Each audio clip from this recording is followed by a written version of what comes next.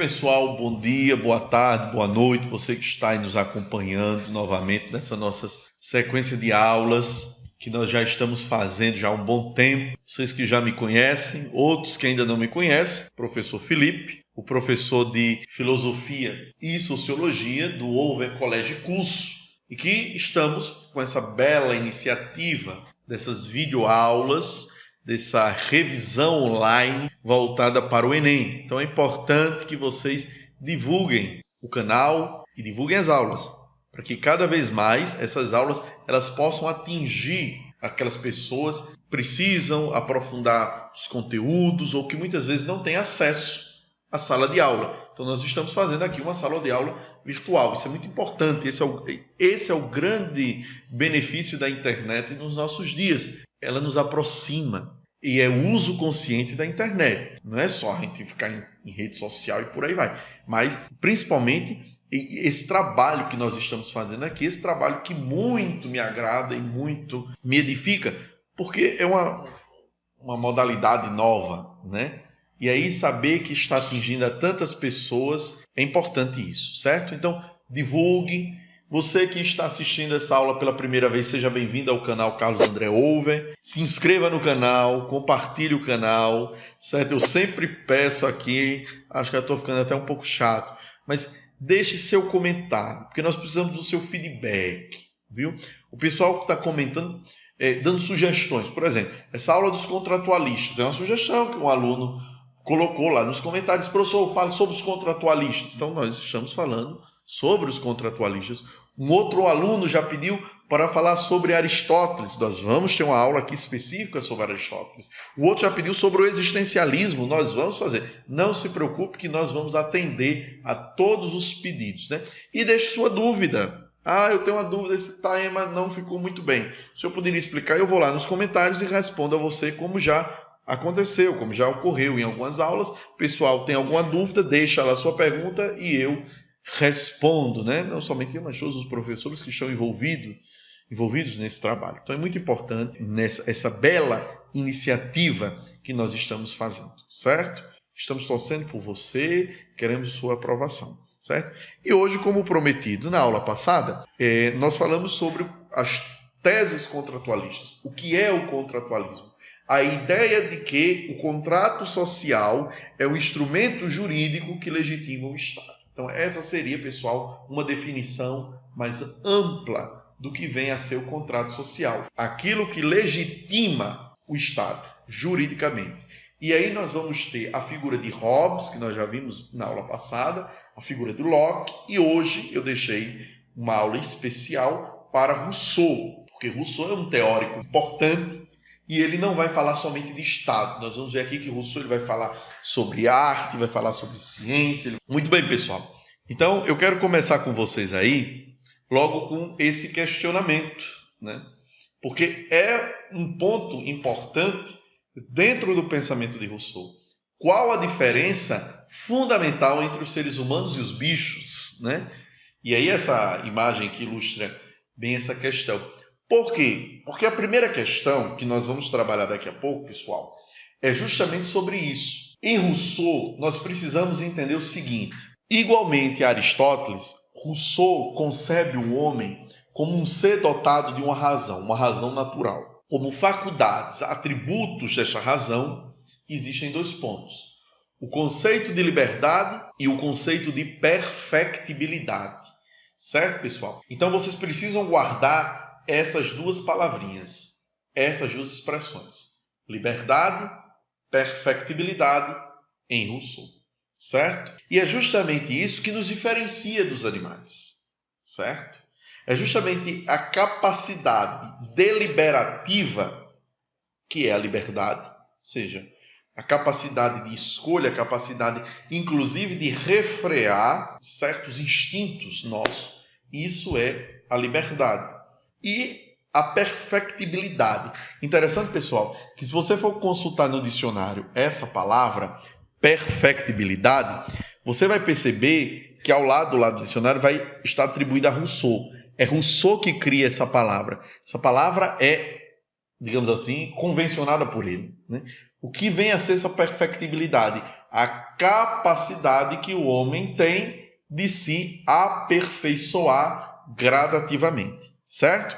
Vamos lá. Portanto, Rousseau acredita que o homem dispõe de duas faculdades naturais, que está associada à razão natural, que é, como eu já falei, a liberdade e a perfectibilidade. É isso que nos particulariza como seres humanos, e é isso que nos faz diferentes. Esses dois atributos, essas duas faculdades. Entretanto, não precisam necessariamente da atividade racional, embora, preste atenção, embora esteja ligado à razão, elas não precisam necessariamente da atividade racional para serem reconhexidas. Basta o sentimento interior. E eu presto atenção, e eu peço que vocês prestem atenção para essa palavra, essa expressão, sentimento interior. Rousseau vai ser classificado como o primeiro dos românticos, certo? Então essa ideia de sentimento é muito forte dentro da perspectiva da filosofia, do pensamento de Rousseau. Vamos lá. Então a primeira questão. A primeira questão nós já fizemos essa contextualização. Ela vai tratar de quê? É uma questão que é retirada do texto, discurso sobre a origem e o fundamento das desigualdades entre os homens, onde ele vai justamente falar sobre o conceito de perfectibilidade e de liberdade. É um texto interessantíssimo retirado dessa obra.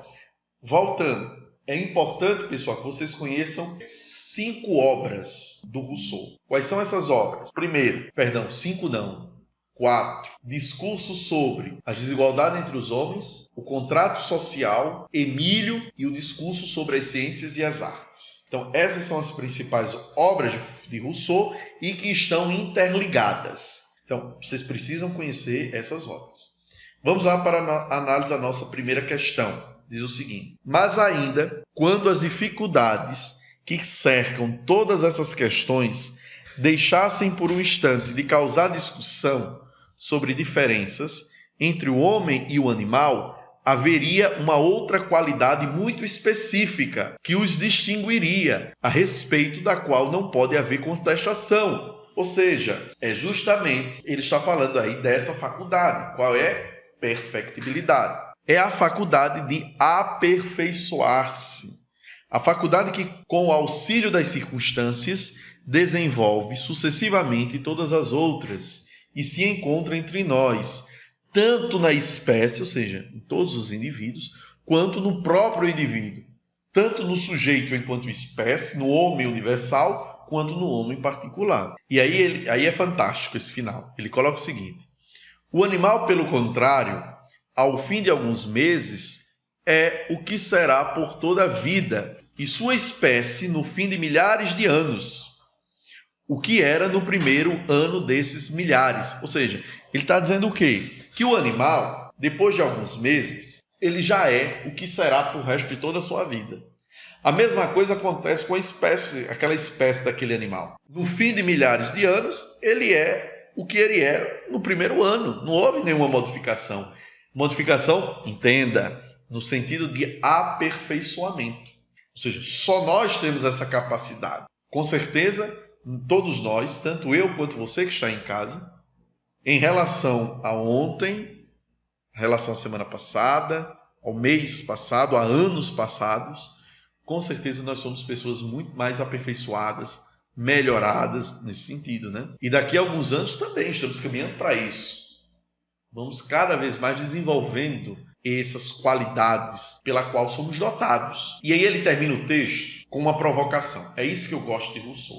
Suas provocações. E ele diz: porque só o homem é suscetível de tornar-se imbecil. Rapaz, isso aqui é fantástico, né? Ele diz: olha, se o animal ele é o que ele vai, com poucos meses, ele torna-se o que será por toda a vida, por que só o homem que é dotado dessa capacidade de aperfeiçoamento torna-se um imbecil? É suscetível a tornar-se um imbecil. Ou seja, se o homem tem essa capacidade de melhorar, por que o homem não melhora? Por que o homem não se aperfeiçoa? Ou melhor, muda, né? Num sentido pejorativo, negativo. Se imbecializa.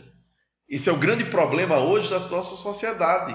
Quando a gente lê essa frasezinha, esse final de Rousseau, como é atual esse seu pensamento? De sempre fazer essa análise do homem. O homem que perde essa sua capacidade de aperfeiçoar-se cada vez mais. Então isso é uma crítica não somente à sociedade do seu século. Nós vamos ver que essa crítica ele vai reforçar em uma outra obra, Discurso sobre as Ciências e as Artes, um discurso que ele vai proferir na Academia de Dijon, na França, criticando justamente o desenvolvimento da arte, das técnicas, da ciência, mostrando que nada disso contribuiu para o aperfeiçoamento do homem, mas pelo contrário, pela sua degeneração, a torná-lo imbecil. Para Rousseau, as ciências e as artes tornam o homem imbecil. Isso é o que ele vai proferir na Academia de Dijon. Vamos trazer essa discussão para hoje. O que será que torna o homem este ser limitado, que impede o nosso aperfeiçoamento? O senso comum, a superficialidade com que tratamos questões importantes. Ou seja, então, o que torna este homem, este ser que precisa estar num constante processo de aperfeiçoamento, mas não se aperfeiçoa? A visão unilateral da realidade, é a superficialidade das coisas.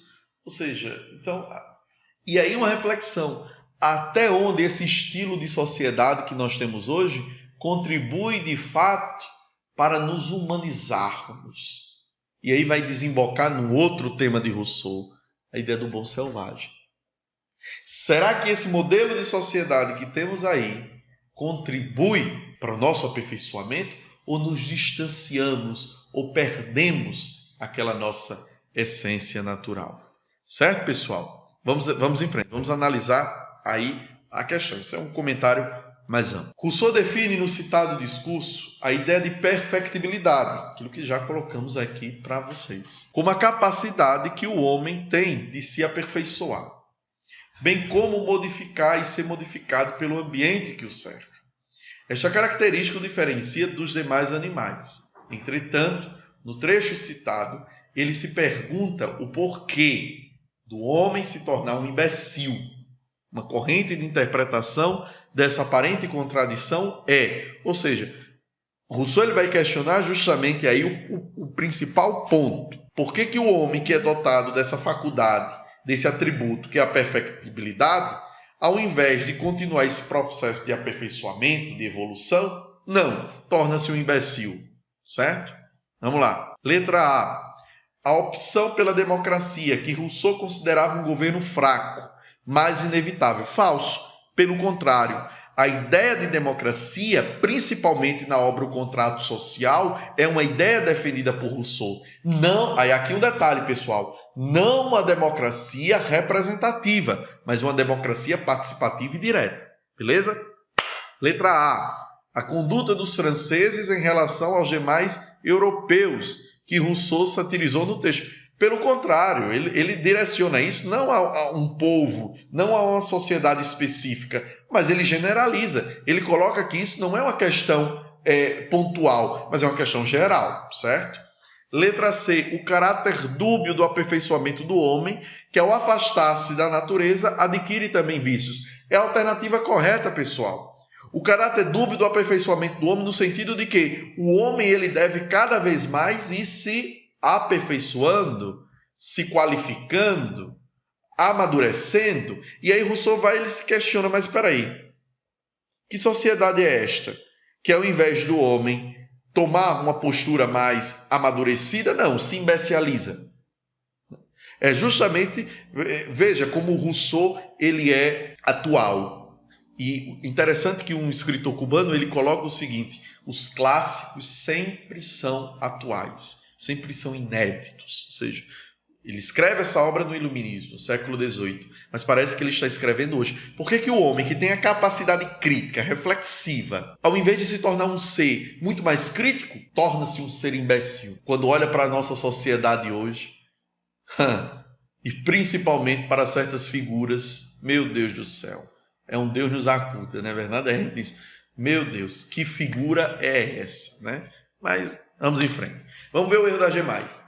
A teoria da história, em Rousseau, que postula o ser humano como inevitavelmente dirigido para a selvageria e a imbecilidade.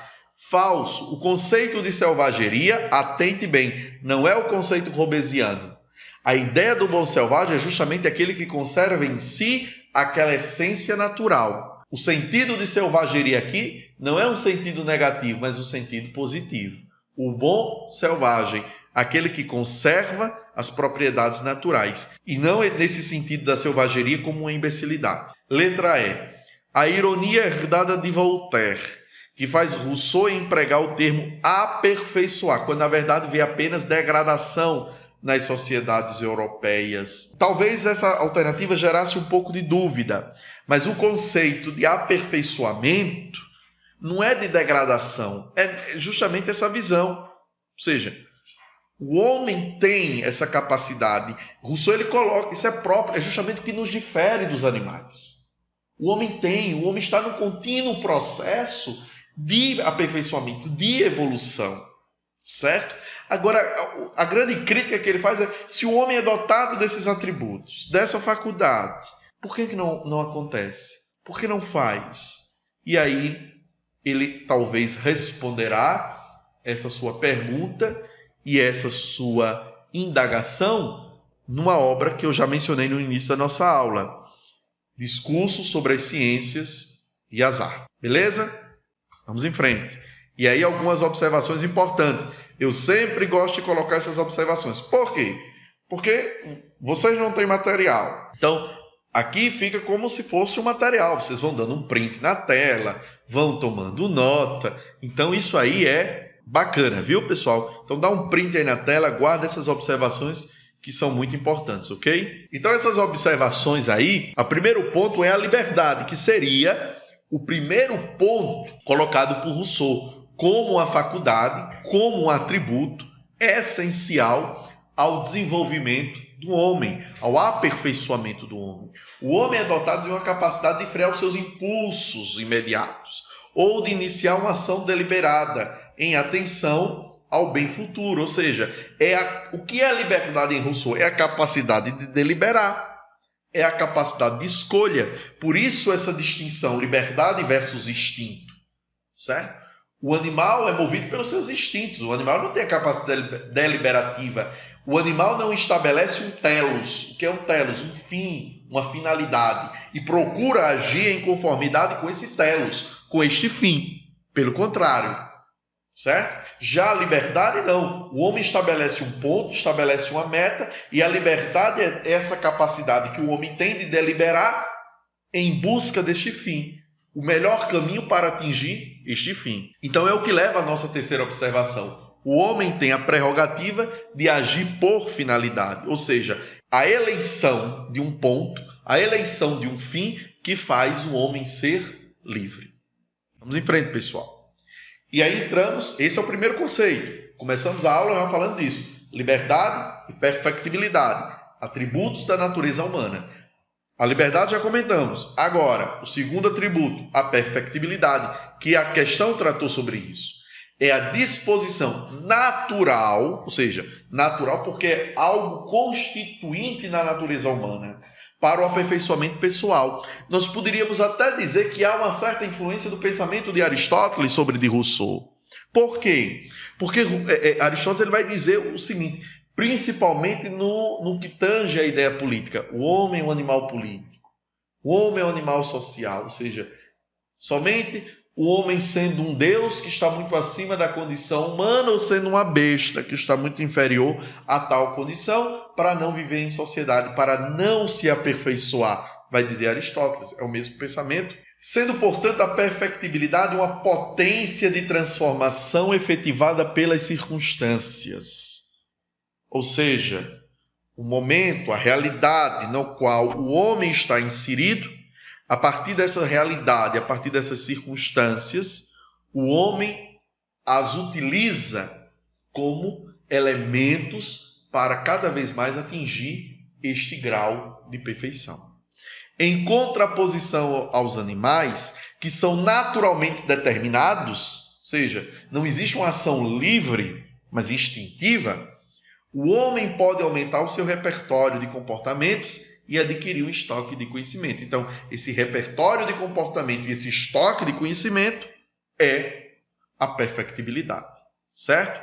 Por favor, não esqueçam esses conceitos que são extremamente importantes para uma prova. Beleza? Muito bem. E aí vamos para o texto, a segunda questão, o texto da segunda questão. E esse texto é complementar a primeira questão. Se na primeira questão ele encerra o texto dizendo: por que só o homem torna-se imbecil? Se o homem tem essa capacidade de se aperfeiçoar, por que só ele torna-se um imbecil?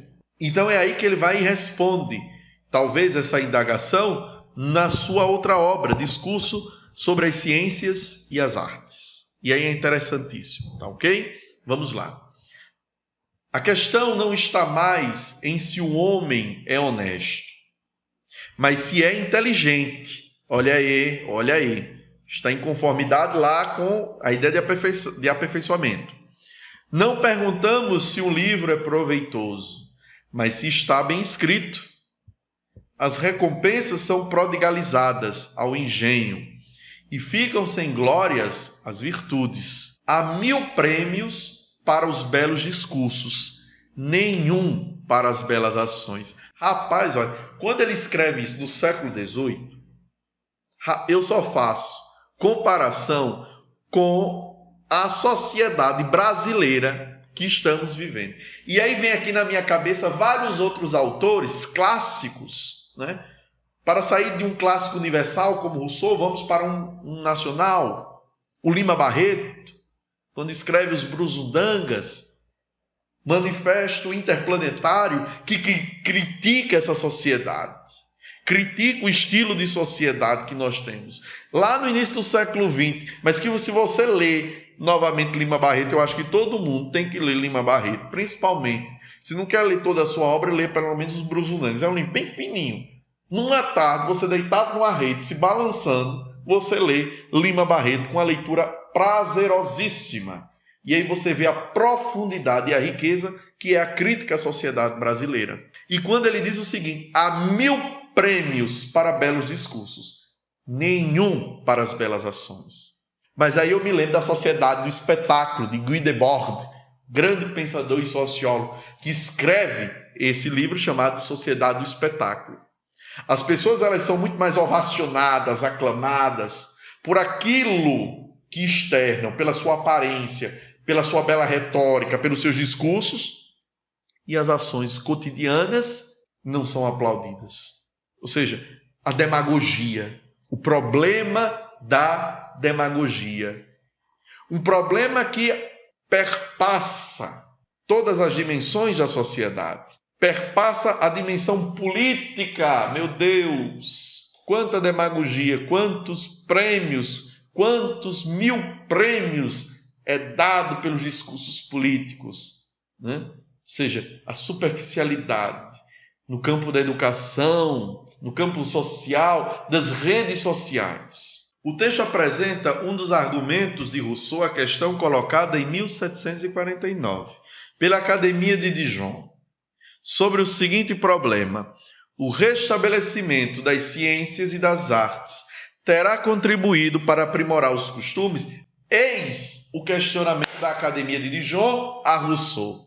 Não é? E aí todos eles serão pegos de surpresa pelo discurso de Rousseau, que é justamente este, né? Ou seja, eu acho que todo mundo deveria ler também, certo? Você quer criar argumentos sólidos para analisar a sociedade brasileira? Leia Discurso sobre as Ciências e as Artes e Lima Barreto.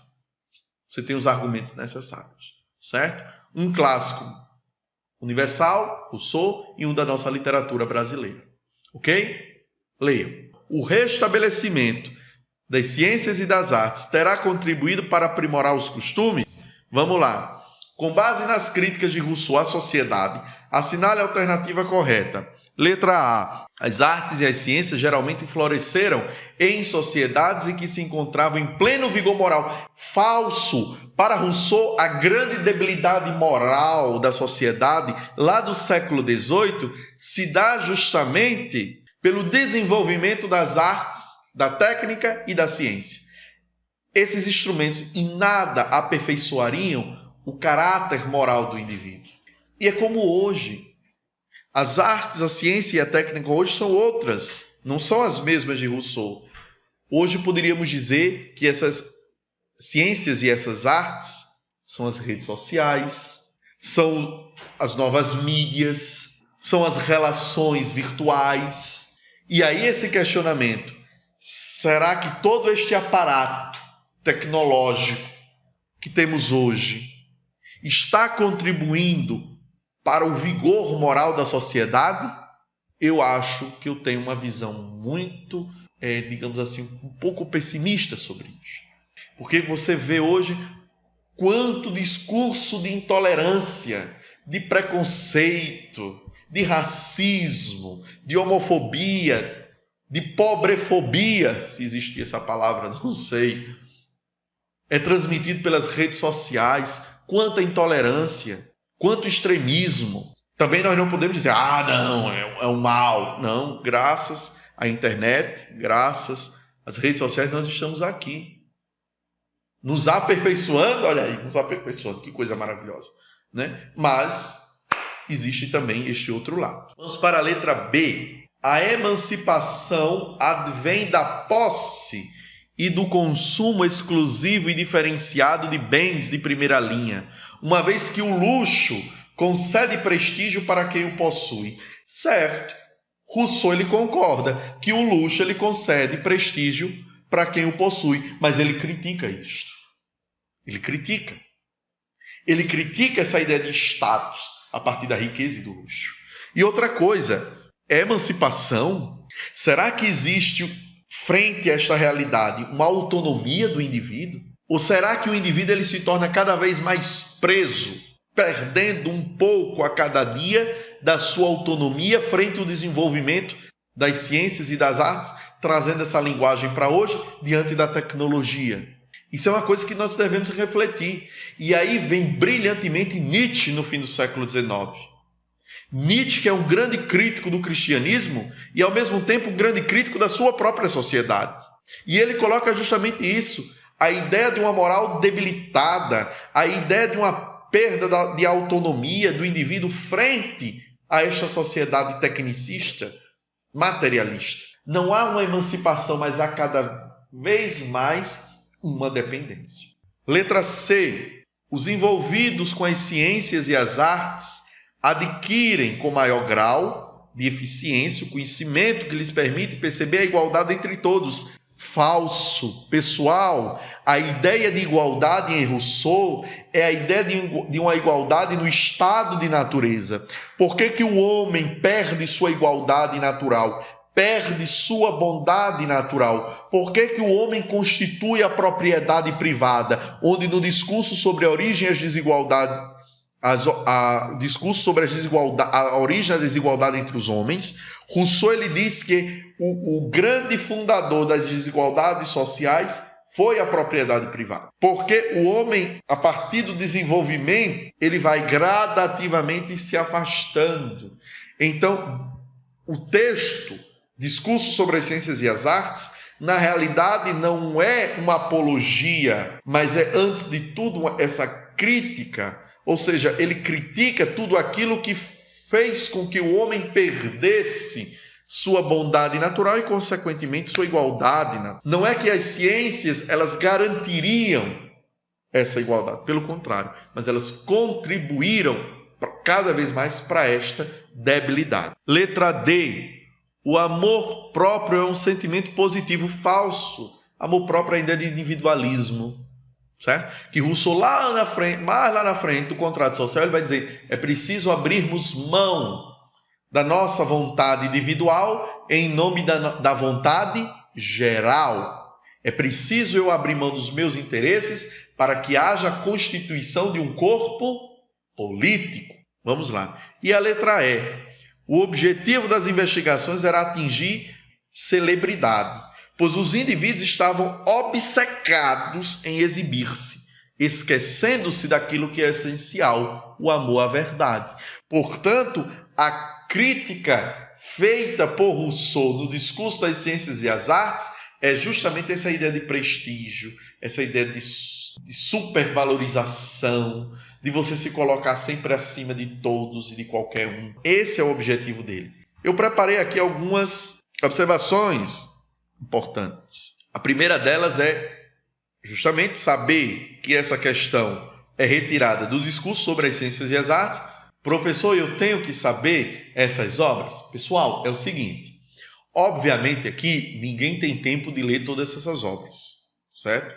Estamos focados no Enem, tempo, precisamos de tempo. Agora é o seguinte, não é que eu esteja aqui mandando você ler todas elas, mas pelo menos você precisa saber que obras são essas.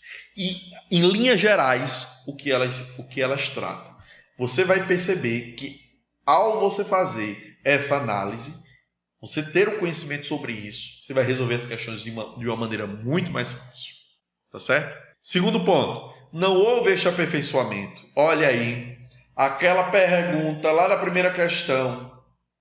Por que somente o homem, torna-se imbecil? Porque não houve aperfeiçoamento. Pelo contrário, houve a degeneração. As ciências e as artes, para Rousseau, teriam contribuído para a dissolução moral em que se encontrava a sociedade. E aí, precisamos convoco novamente todos que estão me acompanhando a fazer essa reflexão. Quais são as ciências e as artes de hoje? É uma pergunta retórica, certo? Pensa aí você. Peraí, mas lá no século XVIII, Rousseau vai e faz esse discurso? Beleza. E hoje? Quais são as ciências e as artes? E elas contribuem para o desenvolvimento moral do homem? Esse é meu segundo questionamento que faço a vocês. Elas contribuem de fato? É mesmo. Eu acho que não. Então, façam essa reflexão. Isso é muito importante. A partir daí, a grande questão, a grande preocupação dos indivíduos não é, como a questão estava falando, com a verdade, com a essência da verdade, mas pelo contrário, criam uma sociedade dissimulada, criam uma sociedade das aparências, como Guy Debord vai falar, a sociedade do espetáculo. O excesso de cultura nos prende a valores pseudo-essenciais. Veja só, o excesso de cultura nos prende a valores pseudo-essenciais. Ou seja, achamos que damos importância, maximizamos demais as coisas e esquecemos as virtudes. Esquecemos aquilo que essencialmente nos constitui como seres e que são de fato responsáveis pelo nosso aperfeiçoamento. O interesse pela verdade não segue o desenvolvimento das ciências e das artes. Por que não segue, pessoal? Porque depende de mim, da minha natureza, e não de uma aparência. Certo? E aí, como as pessoas não têm muito tempo de ler as obras de Rousseau, eu sempre gosto, vocês já perceberam que eu faço isso nas minhas aulas, eu sempre procuro destacar um texto, porque é sempre bom a gente ver. Uma coisa é vocês me ouvirem falar, outra coisa é vocês verem o próprio filósofo falando através de mim. Né? Eu só estou emprestando a minha voz, né? Ou seja, isso aqui não sou eu. Eu estou emprestando minha voz a esses homens, né? Como agora. Acrescentarei somente uma reflexão. Um habitante de certas paragens longínquas que procurasse formar uma ideia dos costumes europeus, tomando por base o estado das ciências entre nós, a perfeição de nossas artes, a decência de nossos espetáculos, a polidez de nossas maneiras, a afabilidade dos nossos discursos, as nossas demonstrações perpétuas de benevolência e esse tumultuoso concurso de homens de todas as idades e de todos os estados que parecem ávidos, desde a aurora até o deitar do sol, de se obsequiarem reciprocamente, descobriria a respeito de nossos costumes exatamente o contrário do que são. Ou seja, o que é que Rousseau está colocando neste fragmento interessantíssimo? Que se um habitante de terras longínquas viesse a conhecer a sociedade europeia e percebesse tudo aquilo, ou seja, como ele colocou aqui, que se obsequiam reciprocamente, voltaria com a imagem totalmente diferente do que ele pensava que iria encontrar. Olha a crítica dele aí. Pode parecer estranho, mas a questão a ser respondida ao sair da sua condição natural para dedicar-se à vida em sociedade, o homem se beneficiou? Esse é o questionamento.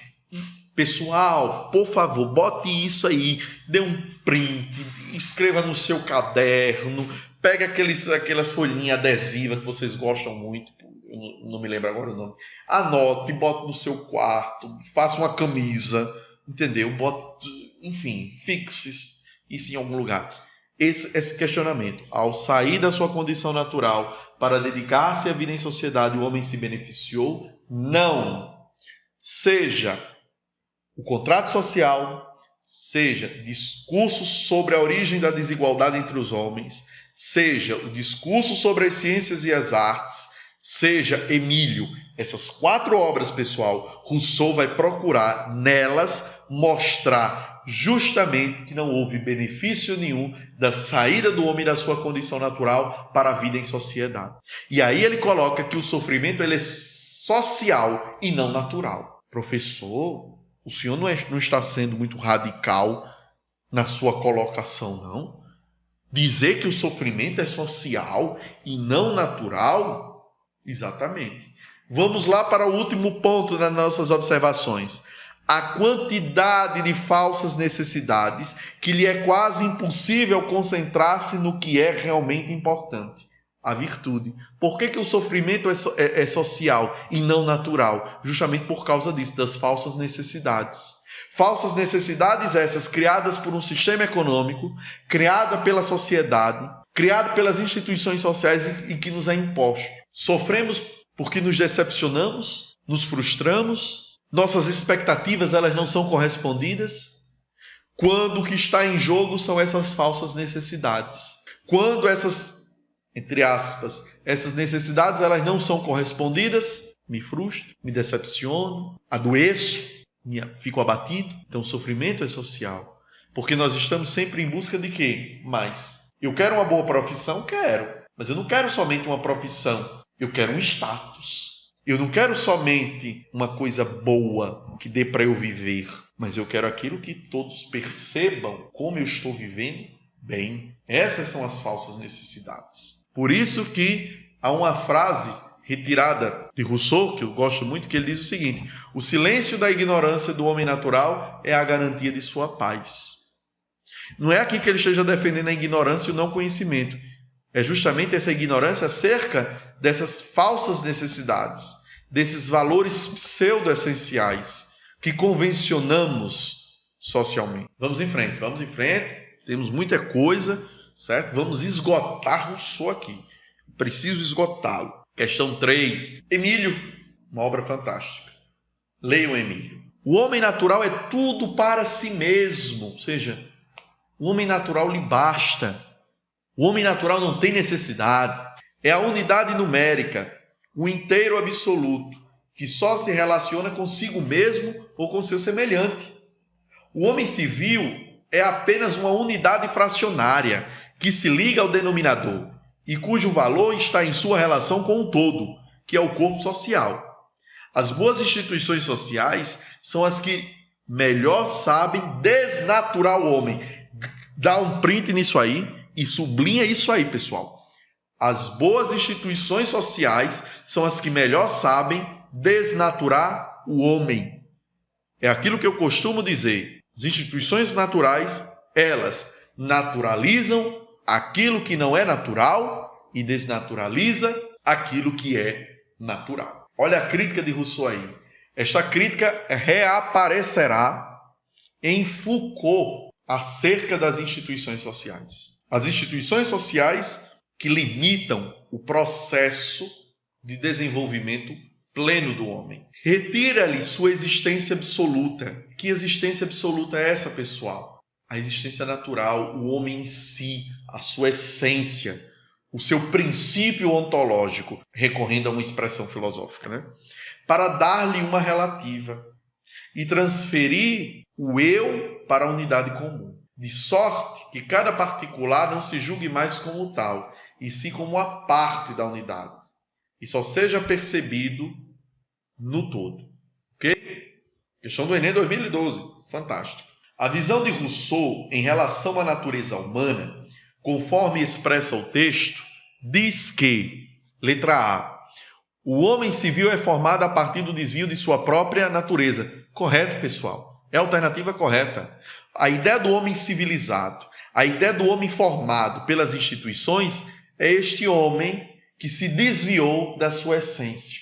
O homem que perdeu a sua bondade natural, o conceito do bom selvagem. Vamos ver o erro das demais.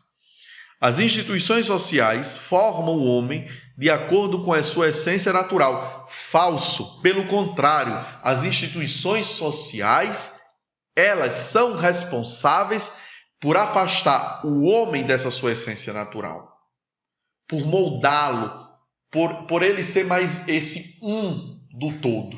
Letra C. O homem civil é um todo do corpo social, pois as instituições sociais dependem dele. Falso. O homem civil depende das instituições. Letra D. O homem é forçado a sair da natureza para se tornar absoluto. Falso, falso, falso. O homem absoluto é o homem no seu estado natural. Letra E. As instituições sociais expressam a natureza humana. Não, pelo contrário, nós já vimos isso. Elas afastam o homem dessa natureza, pois o homem é um ser político. Ok? Algumas observações importantes. Rousseau entende a natureza como sendo o estado primitivo, mas esse estado primitivo, que é o estado originário da humanidade, em Rousseau é algo bom, diferentemente de Hobbes. Então, numa leitura comparativa entre o Rousseau e entre o Hobbes, nós vamos ver, pessoal, que Hobbes ele tem essa ideia de primitivismo associada à selvageria, à barbárie. Por isso a necessidade do Estado. Em Rousseau, não. O homem é bom por essência. O homem é bom por natureza. Isto é, entende no sentido espiritual como a espontaneidade, liberdade contra todo vínculo antinatural. E esse vínculo antinatural seria dado por quem, pessoal? Pelas instituições sociais. Aquilo que no século XIX, Durkheim, um sociólogo, vai defender essas instituições como a base do processo de socialização, Foucault, já no século XVIII, está criticando. E Rousseau, no século XVIII, e Foucault, no século XX. Segundo ponto, a civilização e a sociedade corrompem o homem, ou seja, os padrões sociais. Olha como tudo está interligado. Essa terceira questão está interligada à segunda. O desenvolvimento das ciências e das artes levam a uma corrupção, a uma degeneração, a uma perda dos valores naturais. Certo? Por quê? Porque a sociedade impõe ao homem uma forma artificial de vida, uma forma artificial de comportamento, que leva a ignorar as necessidades naturais e os deveres humanos, tornando-se, contrariamente, vaidoso e orgulhoso. Olha aí qual é o mal, certo? E aí surge a partir disso aí a teoria do bom selvagem. E aí essa imagem fantástica e essa frase que eu gosto muito de um filme que eu vou já indicar para vocês. Eu bati um print aí da cena do filme e postei aí para vocês. Antes de que me encontrasse, era um simples ser em harmonia com o meu mundo. Rapaz, essa frase desse filme, para mim, só isso aqui já resume o que é o bom selvagem. Ou seja, antes de encontrar o homem no seu estado natural, ele era um ser que vivia em harmonia com o seu próprio mundo. Entendendo aqui mundo, pessoal, lá por uma aula que eu dei, a nossa primeira aula sobre indivíduo e natureza. Se você não assistiu, volte às nossas aulas. A primeira aula que eu dei aqui no nosso canal, Carlos André Over, foi sobre indivíduo e natureza, e eu falei sobre um filósofo do século XX chamado Heidegger. O que é ser ao mundo, certo? Mundo entendendo não só como ecossistema, como natureza, mas mundo como tudo aquilo que cerca, tudo aquilo que compõe a minha realidade, e compondo a realidade me compõe enquanto homem. O bom selvagem de Rousseau, selvagem piedoso, o bom por natureza, que não se importa com o status que poderá adquirir pela acumulação de propriedade, pelo poder, que não liga para nada mais do que o seu consumo imediato e não planeja sua vida a longo prazo. Que consumo imediato é esse? As necessidades básicas: comer, dormir, se reproduzir. Pronto. Isso são as necessidades imediatas. E não planejam, o que é que eu vou ser daqui a alguns anos? Quando eu terminar, eu vou fazer...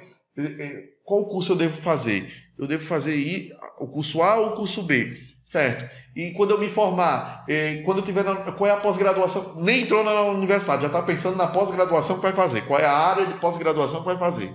Né? Eu vou trabalhar onde? Qual é a empresa que eu vou trabalhar? Quanto é que eu vou ganhar? Ou seja, fica criando essas expectativas, essas pseudo-necessidades, e se frustram quando essas necessidades elas não são atendidas. E o filme aí que eu tenho a indicar para vocês fala justamente dessa questão do homem natural, justamente esse aí, Natureza Quase Humana. É uma comédia bem interessante, mas que ao assistir sempre me vem na cabeça o bom selvagem de Rousseau. Então fica aí uma dica de filme, se você deseja, num dia aí que você tiver para fazer uma higiene mental, um momento de lazer e de tranquilidade, então você vai e visualiza esse filme aí. Ok, pessoal? Então eu espero que você tenha gostado aqui das nossas aulas sobre Rousseau. Espero que tenhamos esgotado o tema, mas não esgotamos. Vamos cada vez mais